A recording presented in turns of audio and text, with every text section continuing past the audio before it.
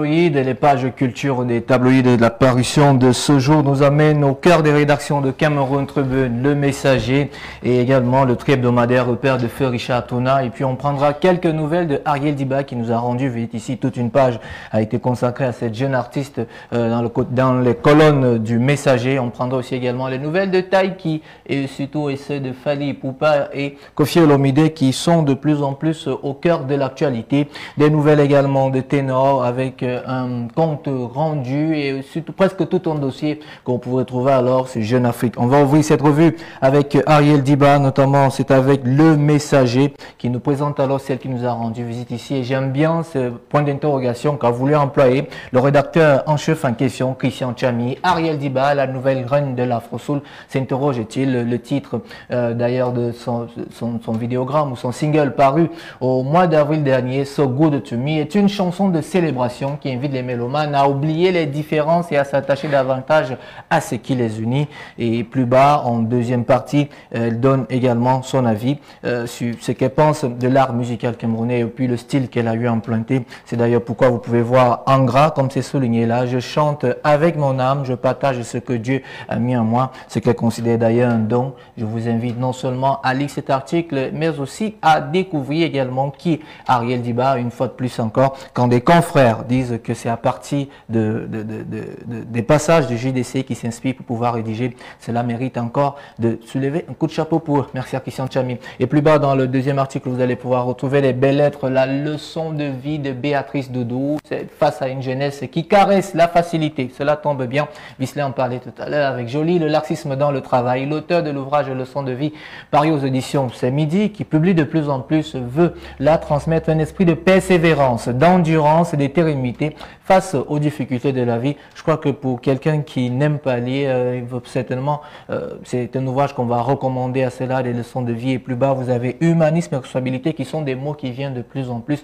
Il est vrai que c'est difficile, nous fait comprendre d'ailleurs l'auteur de cet ouvrage que j'ai un peu feuilleté pour vous et donc vous aurez la présentation dans les jours à venir ici. Il est vrai que c'est difficile, mais de temps à autre, il faut se retrouver. Et puis dans Repère, on parle aussi de littérature. C'est avec plutôt une autre personne, mais cette fois-ci, qui dans ses propos, c'est l'insouciance des parents mise en exergue par Mung Nemi. On a parlé du laxisme tout à l'heure. L'ouvrage intitulé L'Enfoiré retrace ici les parents qui ne sont pas proches de leur tout petit en ce qui concerne l'éducation. D'ailleurs, une insouciance selon l'auteur qui devrait être mise en avant et surtout mettre les plans, les parents de plus en plus sous l'effet des projecteurs en ne faisant comprendre à ces derniers que si les enfants se trouvent dans les solutions ou les positions dans lesquelles ils trouvent aujourd'hui, c'est à peu près à cause des parents parce que l'éducation a un peu foutu le camp. C'est à retrouver en marge de page de Repère. Et puis toujours dans Repère, on va prendre des nouvelles du ministère des Arts et de la Culture. C'est dans cette perspective que le ministre des Arts et de la Culture, à la personne de Pierre Ismaël Bidoumpat, a accordé une audience à la délégation des entrepreneurs de petites et moyennes entreprises d'industrie en France le 28 juillet dernier pour améliorer la promotion des biens et services culturels. Si certains se posaient la question de savoir que fait le ministère aujourd'hui, je crois qu'avec ces genres d'audience, aussi les accords qui vont venir, on aura beaucoup plus d'améliorations, notamment dans les services culturels de ce ministère de tutelle. Comme quoi, les confrères ne vont plus seulement se retrouver là-bas lors des différentes conférences de presse et ne rien suivre de cette conférence et surtout de regarder la Celcom, car très souvent, il y a ce perdiem qui les sépare souvent et ils oublient de faire un compte rendu fidèle. D'ailleurs, des informations qui vont recueillir sur place. On reste toujours dans Repère et ce sera avec des nouvelles de l'ami de Paul, oui, qui ne sont d'autres que ceux du PCA, la personne de Dr Até Bazor, le rappel à l'ordre de la SONACAM, le comité d'éthique et discipline d'arbitrage de la Société nationale camerounaise de l'art musical SONACAM a tenu sa première session de travail le 27 juillet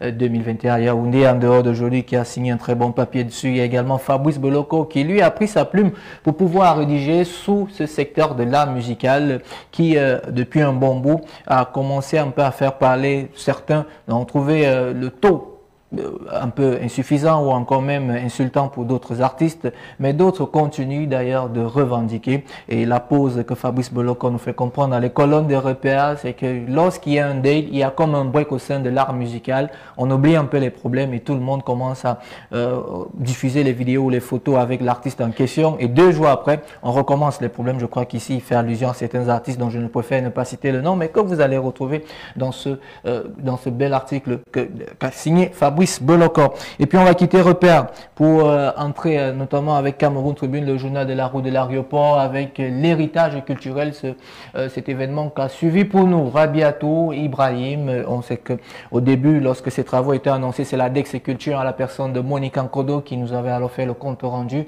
Mais ce qu'on doit savoir ici, c'est que les fils et filles du continent africain ayant perdu leur repère culturel peuvent se tenir tranquilles. Les descendants d'Afrique déportés du fait de l'esclavage, faisant désormais partie des populations d'Afrique et des Caraïbes, peuvent se réconcilier avec leurs origines. Vous vous souvenez encore, on présentait Stevie Wonder du côté du Ghana, Eddie Murphy, même si certains hésitent encore du côté de Nangue Boko. Sachez qu'il y a beaucoup de noms et que les initiatives comme celle-ci reçoivent de plus en plus l'apport du gouvernement. Et je pense que parmi ceux qui vont revenir, il y a quand même le monument de l'humanité qui sera construit du côté de Kribi, dont les travaux sont attendus, la pose de la première pierre. Ce que vous devez également savoir, c'est que cet héritage culturel, c'est une maison qui va permettre non seulement de vendre le côté touristique camerounais, et que pour ceux d'entre vous qui ne peuvent pas se déplacer du côté de Limbé pour aller du site de Bimbia, il y aura une partie transposée en photo qu'on pouvait retrouver dans ce musée, dans cette maison d'afro-descendants.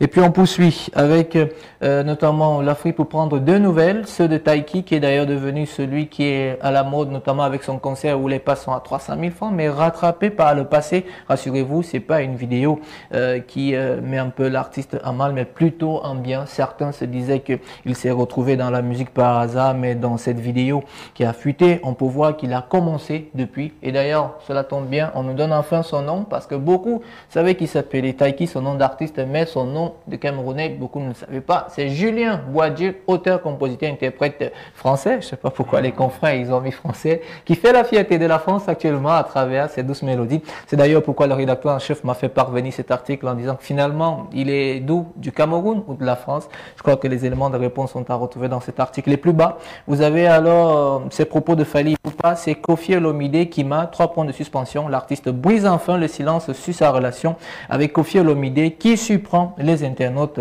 Le célèbre chanteur congolais Fally Ipupa et Koffi Olomide seraient-ils secrètement engagés dans une guerre froide à l'issue de leur femme? S'interroge alors la consoeur qui a signé cet article que je vous recommande de lire pour ceux et celles qui aiment bien ces musiques. Et puis on va poursuivre avec Jeune Afrique pour que bien s'informer, et avec notamment ces faits de société Cameroun. Pourquoi le chanteur ténor est incarcéré pour homicide volontaire? C'est tout un rendu fidèle qui a été fait par ce confrère après l'accident de la route ayant entraîné la mort d'une jeune étudiante de 19 ans. Le chanteur camerounais a été placé en détention provisoire. Sa version des faits est mise en doute par certains. Et il y a également les propos de son père prononcés lors de son inhumation depuis le décès de l'étudiante belgo-camerounaise de 19 ans. Une confusion généralisée règne sur les circonstances de sa mort. La suite est à retrouver dans ces colonnes et un très bon papier que je vous recommande. On va toujours rester dans Jeune Afrique pour vous présenter alors pour ceux et celles qui aiment le monde de la lecture. C'est du côté de la République démocratique du Congo. Il s'appelait Kai Mana. Si vous êtes un féru de la lecture également et surtout de la philosophie africaine, vous allez certainement reconnaître ce nom, théoricien de la reconstruction de la philosophie congolaise. Il a été emporté le 12 juillet par la Covid. Retour sur une pensée consacrée aux crises traversées par le continent. Très bon papier que je vous recommande de lire pour ceux et celles qui s'intéressent à la philosophie africaine. D'ailleurs, il a eu quelques travaux qu'il a menés aux côtés de Richard Toa qui nous a également quittés. Donc c'est pour un papier qui va permettre non seulement à la nouvelle génération, pourquoi pas pour ceux qui ont eu, je sais pas, le bac général n'est pas, le probatoire général n'est pas encore sorti, mais plutôt technique, de s'intéresser à la philosophie. Ce sont les canons ni les volcans qui nous l'ont arraché. Un très bon papier, édifiant et passionnant à retrouver sur Jeune Afrique. Et puis on va quitter Jeune Afrique pour aller retrouver Africa News. C'est avec le Cameroun, vous le savez, ce mois d'août, pour ceux qui ont fait histoire, c'est ce mois où on célèbre très souvent nos héros qui sont partis pour la plupart, à l'instar de Douala Mangabel et sur l'histoire de Rudolf Douala Mangabel au théâtre. On l'avait déjà eu à diffuser ici. C'est qui a amené le metteur en scène de choisir de mettre en lumière ces héros nationaux qui sont souvent oubliés. C'est parce qu'il relate un pan oublié de l'histoire du Cameroun et de l'Allemagne. Il espère faire découvrir l'histoire de Rudolf Douala Mangabel à de jeunes générations, surtout ceux du pays. Ce qui est assez curieux et pourquoi je vous recommande ce papier, c'est que la plupart même des plus petits maintenant ne maîtrisent plus l'histoire de Rudolf Douala Mangabel, que comme c'était le cas avec nous lorsque nous étions encore au lycée, on recitait carrément tous ces noms. Il y a Rudolf Douala Mangabel, il y a aussi Martin Paul Samba. Parfois ces dates passent inaperçues et même les lieux où ils ont été fusillés sont des lieux qui ne sont plus devenus historiques. Je me rappelle par le passé, Douala Arts avait eu à établir des postes de station du côté de la capitale économique pour pouvoir présenter ses héros nationaux, mais le projet n'a pas tenu longtemps. Ceci va permettre à nos jeunes générations de pouvoir se retrouver parmi la jeune génération, celle camerounaise. Parce que figurez-vous, du côté de l'Allemagne, eh bien, ce nom est connu de tous. Il y a même des ruelles où il y a même des cadres, notamment dans les musées, où on peut retrouver ça. C'est une belle histoire que je vous recommande de lire. Et chapeau encore à celui-là qui a expliqué, qui a organisé ce projet, à la personne de Mofoba Joël. C'est une comédienne. On va quitter Africa News pour entrer dans la phase hommage qui va constituer certainement le dossier tout à l'heure qui sera présenté par Paul Ultimo. C'est la nécrologie. Coty François est mort et c'est Rita Diba qui a signé cet article. Un article que vous pouvez retrouver dans les colonnes du journal de l'aéroport. Qui aurait pu imaginer alors qu'on célébrait le 50e de sa carrière musicale en mars dernier et à Douala et Yaoundé. C'est l'occasion pour moi ici de remercier encore sa famille puisque c'est le jour où on avait diffusé cette information qui sont devenus fidèles à ce programme. Ils nous regardent d'ailleurs tous les jours à Douala et attendaient l'hommage hier. Mais je crois que Visley va vous donner les raisons pour lesquelles nous, on n'a pas fait comme les autres. Un papier qui célèbre l'artiste mérite qui a rendu son dernier souffle à l'hôpital général de Douala hier, le 4 août 2021, à l'âge de 70 ans. Hommage également est rendu à Coty François et cette fois-ci, c'est dans les colonnes du journal Messager avec la plume du rédacteur en chef qui n'est d'autre que Christian Tchami, cofondateur du groupe Black Steel, le célèbre artiste qui avait prévu célébrer ses 50 ans de carrière musicale en mars dernier, a rendu l'âme le 4 août à l'hôpital général de Douala par une maladie. Il était alors âgé de 70 ans, d'où les propos de Christian Tchami qui a d'ailleurs rédigé Coty François, il était une fois Desto, 3 points de suspension. C'est d'ailleurs avec lui que nous allons conclure cette revue. Pour cette autre sortie, nous tenons une fois de plus à envoyer nos pensées les plus émues à toute la famille et à la famille artistique. La famille, vous la connaissez déjà. Abonnez-vous au kiosque et e-kiosque car les journalistes vivent de leurs écrits. Et une fois de plus encore, sachez profiter de la vie. Merci beaucoup à profiter de la vie, mais avec aussi...